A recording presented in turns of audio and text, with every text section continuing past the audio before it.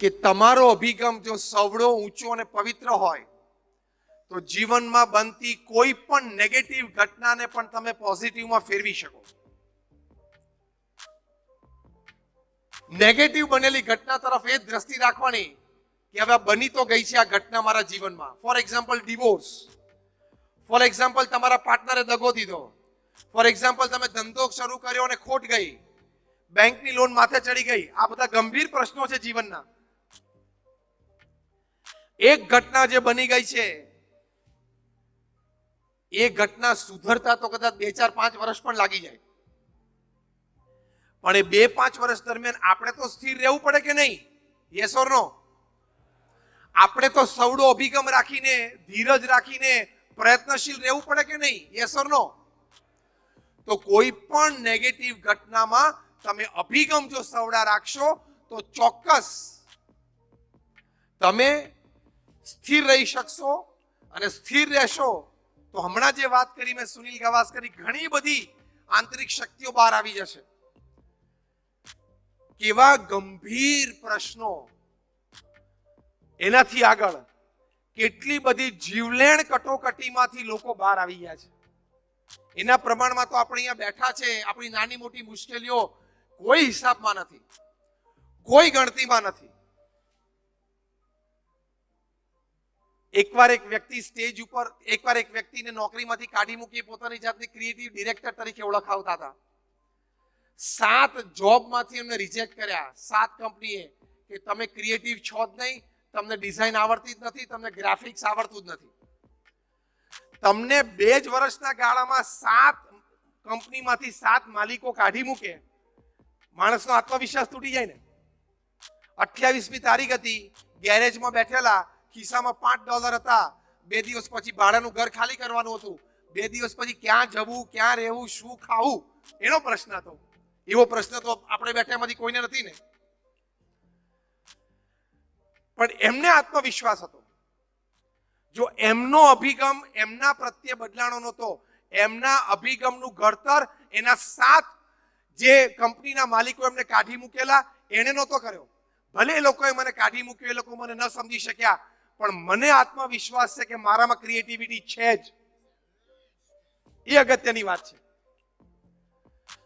તો એક ઉંદર ટેબલ ઉપર ચડ્યો, એમના કોફીના મગમાં આમ ચાંચ બોળી, પીવાનો પ્રયત્ન કર્યો, બાજુમાં બ્રેડનો પીસ હતું એ ઉપાડ્યું, એટલે એમને મજા આવી. પણ જો અભિગમ સવડો હતો તેમાંથી મોટો વિચાર સ્ફુર્યો. હવે વખતે નેગેટિવ અભિગમો કે મારું શું થશે, કેમ થશે, હવે 2 દિવસ પછી હું ક્યાં જઈશ, એમ કહીને રડવા માંડે, તો રડવાથી, ફ્રસ્ટ્રેશન અને ડિપ્રેશન લાવવાથી તો કાંઈ નથી થવાનું. ઉલટાનું you are going to lose your life.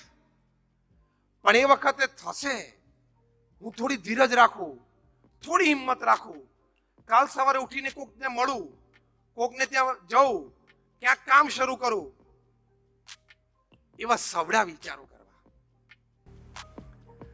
આમને એમ થયું કે આ ક્રિયા ઉંદરની મને બહુ આનંદ કરાવી ગઈ. એમાંથી વિચાર આવ્યો, can I show the same act of this mouse to all the children of this world, entertain them and make big money? એટલે આ જે ઉંદરની ક્રિયા મેં જોઈ, મને આનંદ આવ્યો. દુનિયાના બધા બાળકોને આ ઉંદરની ક્રિયા હું દેખાડી, બાળકોને આનંદિત કરી અને એમના માતા પિતા પાસેથી બહુ મોટા પૈસા કમાઈ શકું. આ વિચારમાંથી જન્મ્યું the most famous character of motion picture, Mickey mouse. અને વ્યક્તિનું નામ હતું વોલ્ટ ડિઝની. ડિઝની વર્લ્ડ અમેરિકામાં થયું, યુરો ડિઝની થયું, જાપાન ડિઝની થયું. એક નાની ક્રિયામાંથી, અભિગમ સવડો હતો તો નાની ક્રિયામાંથી, હું ઘણી વખત વાત કરું છું કે અહીંયા દરિયો નજીક છે, દરિયામાં જેટલા પાણીના ટીપા છે ને એટલા ધરતી ઉપર કરોડો રૂપિયા છે, કારણ કે કરોડો વિચારો છે. એ પકડતા આવડવા જોઈએ.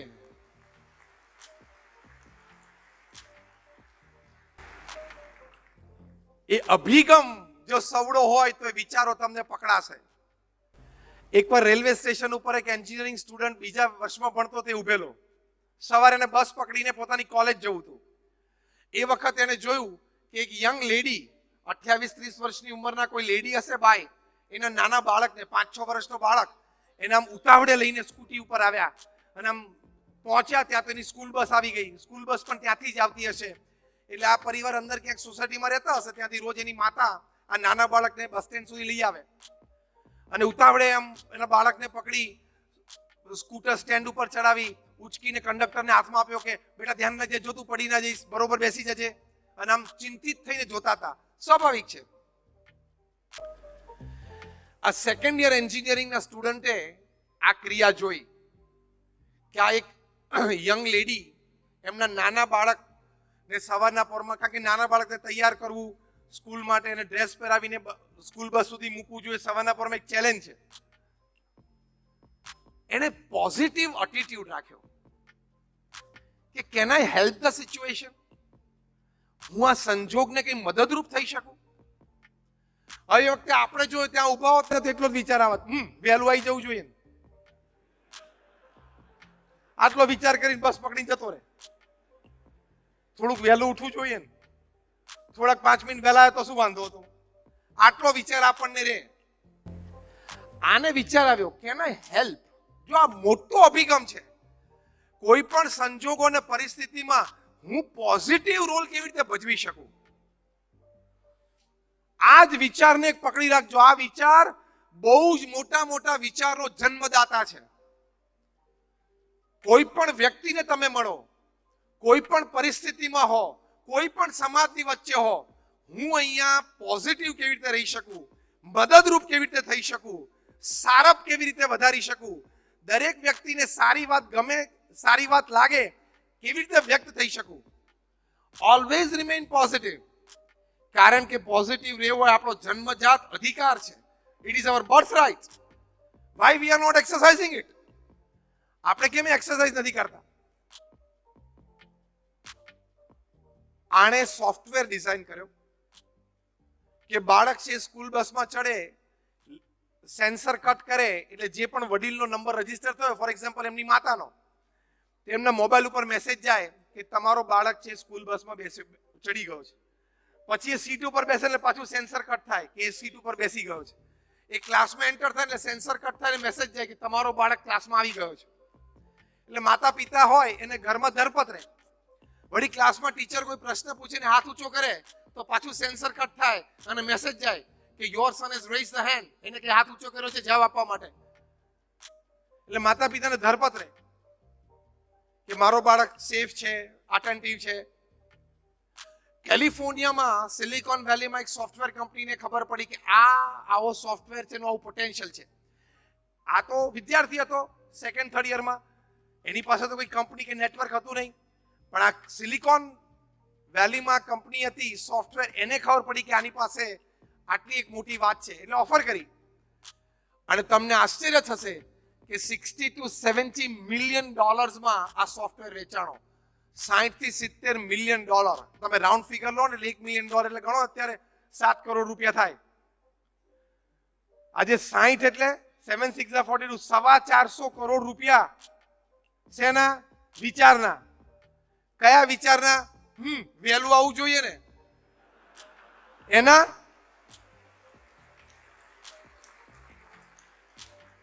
આવા વિચારોની કોઈ કિંમત નથી હોતી.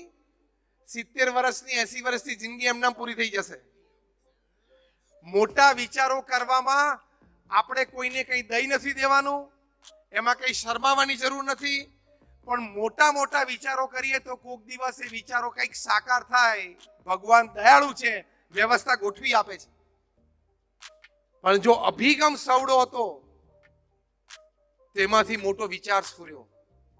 હવે વખતે નેગેટિવ અભિગમો કે મારું શું થશે, કેમ થશે, 2 દિવસ પછી હું ક્યાં જઈશ, એમ કહીને રડવા માંડે તો રડવાથી, ફ્રસ્ટ્રેશન અને ડિપ્રેશન લાવવાથી તો કાંઈ નથી થવાનું. ઉલટાનું you are going to lose your life. પણ એ વખતે થશે. હું થોડી ધીરજ રાખું, થોડી હિંમત રાખું, કાલ સવારે ઉઠીને કોકને મળું, કોકને ત્યાં જવું, ક્યાંક કામ શરૂ કરું. એવા સવડા વિચારો કરવા. આમને એમ થયું કે આ ક્રિયા ઉંદરની મને બહુ આનંદ કરાવી ગઈ. એમાંથી વિચાર આવ્યો can I show the same act of this mouse to all the children of this world, entertain them and make big money? એટલે આ જે ઉંદરની ક્રિયા મેં જોઈ, મને આનંદ આવ્યો. દુનિયાના બધા બાળકોને આ ઉંદરની ક્રિયા હું દેખાડી, બાળકોને આનંદિત કરી અને એમના માતા પિતા પાસેથી બહુ મોટા પૈસા કમાઈ શકું. આ વિચારમાંથી જન્મ્યું the most famous character of motion picture, Mickey mouse, અને વ્યક્તિનું નામ હતું વોલ્ટ ડિઝની. ડિઝની વર્લ્ડ અમેરિકામાં થયું, યુરો ડિઝની થયું, જાપાન ડિઝની થયું. એક નાની ક્રિયામાંથી અભિગમ સવડો હતો. તો નાની ક્રિયામાંથી હું ઘણી વખત વાત કરું છું કે અહીંયા દરિયો નજીક છે, દરિયામાં જેટલા પાણીના ટીપા છે ને એટલા ધરતી ઉપર કરોડો રૂપિયા છે, કારણ કે કરોડો વિચારો છે. એ પકડતા આવડવા જોઈએ.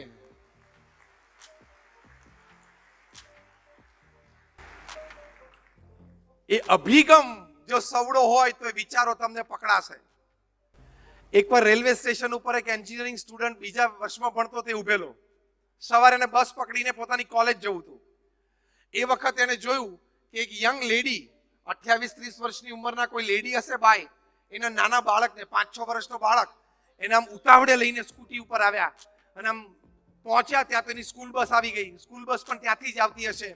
એટલે આ પરિવાર અંદર ક્યાંક સોસાયટીમાં રહેતા હશે, ત્યાંથી રોજ એની માતા આ નાના બાળકને બસ સ્ટેન્ડ સુધી લઈ આવે અને ઉતાવળે આમ એના બાળકને પકડી સ્કૂટર સ્ટેન્ડ ઉપર ચડાવી ઉચકીને કંડક્ટરને હાથમાં આપ્યો કે બેટા ધ્યાન રાખજે, જો તું પડી ના જઈશ, બરોબર બેસી જજે. અને આમ ચિંતિત થઈને જોતા હતા. સ્વાભાવિક છે.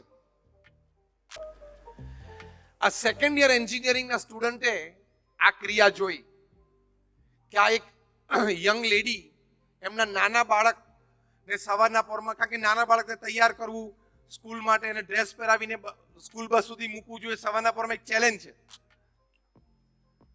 એને પોઝિટિવ એટીટ્યુડ રાખ્યો કે can I help the situation? હું આ સંજોગને કઈ મદદરૂપ થઈ શકું? હવે વખતે આપણે જો ત્યાં ઉભા હોત તો એટલો જ વિચાર આવત, વહેલું આવી જવું જોઈએ, આટલો વિચાર કરીને બસ પકડીને જતો રહે.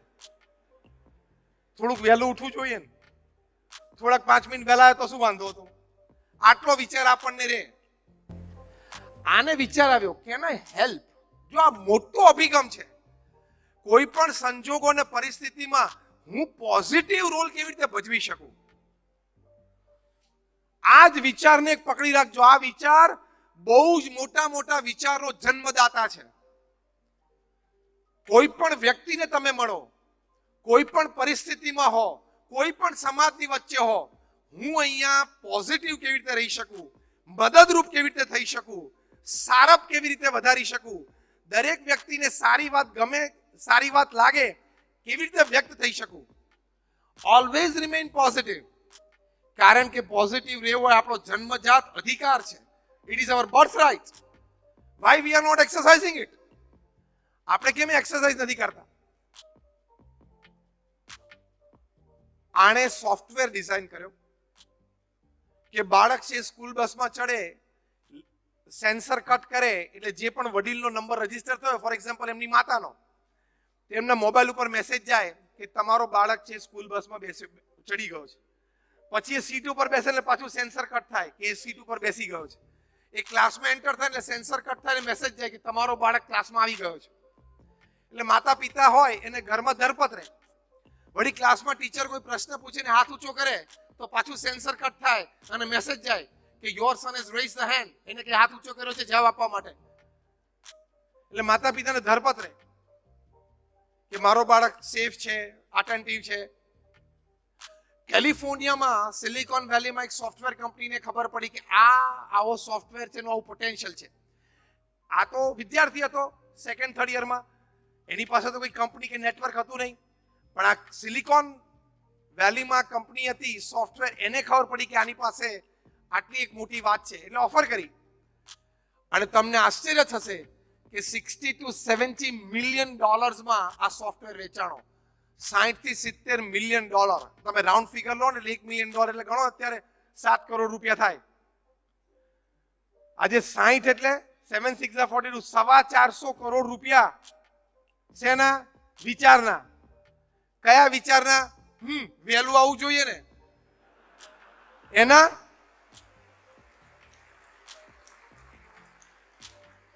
આવા વિચારોની કોઈ કિંમત નથી હોતી. 70 વર્ષની 80 વર્ષની જિંદગી એમનામ પૂરી થઈ જશે. મોટા વિચારો કરવામાં આપણે કોઈને કંઈ દઈ નથી દેવાનું, એમાં કંઈ શરમાવાની જરૂર નથી. પણ મોટા મોટા વિચારો કરીએ તો કોક દિવસ એ વિચારો કંઈક સાકાર થાય. ભગવાન દયાળુ છે, વ્યવસ્થા ગોઠવી આપે છે.